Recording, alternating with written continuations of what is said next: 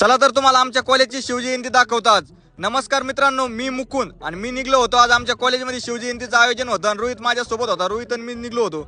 मग काय कॉलेजमध्ये एंट्री आणल्याच काय पब्लिक बघून आम्ही तर हैराणच झालो। सगळे मुलं मुली ना शिवजयंतीसाठी उपस्थित झाले होते। मग आम्ही गेलेच काय शिवजयंती सुरुवातच झाली होती।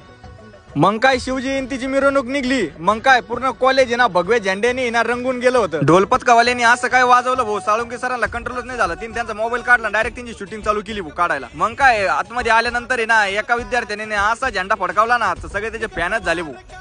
कशी वाटली गाडी, कशी वाटली मग छत्रपती शिवाजी महाराजांची मूर्ती भाऊ। मग काय कॉलेजवरून शिवाजी महाराजांची प्रतिमा खाली सोडण्यात आली। एकदम अजब नजारा बघायला भेटला भाऊ आम्हाला। शिवजयंतीसाठी ना कॉलेजमध्ये ना शिवकालीन मर्दानी खेळाचं पण आयोजन केलेलं होतं बरं का।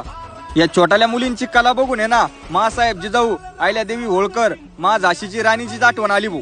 एका छोट्या मुलांनी अशी कला दाखवून दिली, तलवार निस्ती घर फिरवली। मग त्याने आठवण करून दिली जुने मावळे कसे असतील म्हणून। मुलांचा रील्सचा आणि फोटोचा दणका चालू होता आणि त्यात मग मी बी एक रील्स काढून घेतली। मग काय करता बघा, एक कला आणि याला एक विश्वास म्हणतात, विश्वास।